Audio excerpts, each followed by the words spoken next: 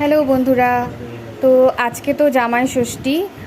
ষষ্ঠী পুজো হয় আমাদের এখানে বটগাছতলায় এই পুজোটা হয়। তো এখানে কি কি লাগে সেটা তোমাদের সাথে শেয়ার করছি।